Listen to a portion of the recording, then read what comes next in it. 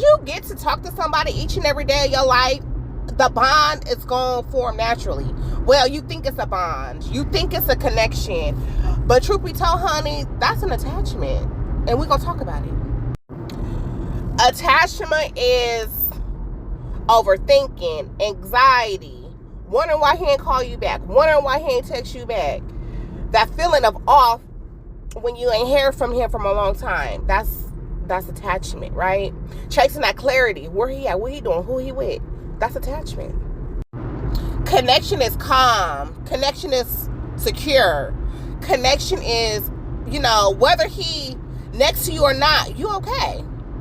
Because y'all connected, right? Very different. So different from being attached to someone. And after you detach, because baby, detachment saved my life, you gonna know the difference. Connection is that consistency. You connected because it just flows. It just feels natural. It's an anxiety. It's like, where that nigga at? Where he at? Like, every 5-10 minutes, you trying to look for this nigga in the daytime with a flashlight. Child, you attached to that man, and you think it's love. It's not love. It's that feeling that you chasing after that man. It's that feeling. It's not love, honey. Attachment is not love. Connection is. We gotta stop calling it connection when it's inconsistency, emotional addiction, confusion. That's not connection, baby. That's attachment. Gotta stop calling it connection. Connection is, if it's real, it's not going nowhere. Y'all connected. You know what I mean? Attachment is, oh, I can't lose this man. What I gotta do to keep this man? Yeah, you attached to the feeling. That's not a connection. That's not a bond. Right? We gotta get into the space of connecting with men, not being attached to them. Like I said, detachment saved my life. And it can save yours too. Comment detachment if you want my detachment guide and how I got over this married man. And you want to know what else is crazy about me being with this married man? It might be a shocker to most, but not to all. I wasn't a motherfucking secret. The wife knew what we had got going on. She didn't know to what extent, but she knew about me. She wrote up on us and everything. Like, I wasn't threatened. She wasn't on nothing. She was mostly in his ass, though.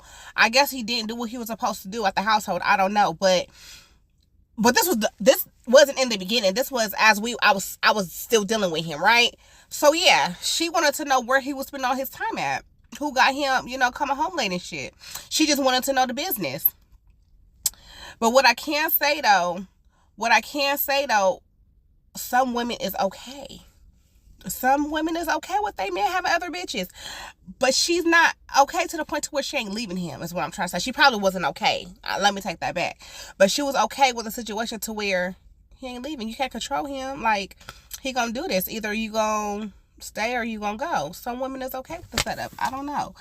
But, it was never given. I was never given, bitch, I'm finna take your man. It was never, bitch, he finna divorce you and be with me. I was never given that. Never. And to be honest, you supposed to go home to your wife at the end of the day. You can't sleep here with me. You're not my husband.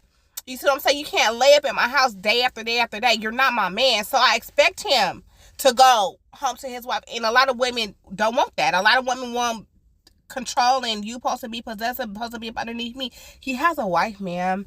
He has to go home to his wife and his family and his kids. And a lot of people don't take that consideration when dealing with married men. He not gonna cut off his whole lifestyle for you, right? If anything, he gonna mess with you at his own convenience. Outside looking in, I didn't know this when I was dealing with him, but outside looking back, yeah, he gonna mess with you on his timing when he wants to, when he got time to, not on yours. Right? Peep game now. Once you learn all these tools and tricks and how to deal with, he was given very much warlock energy, and that's powerful. And if a lot of women don't know what to do with that, it will fuck you up mentally. So these men, they carry these spirits and shit like that. Like, that shit get deep. Be careful of them soul ties with these men out here. Cause you gotta know how to move and navigate and decipher with them. You gotta be strong mentally, right? Spiritually, you gotta be strong.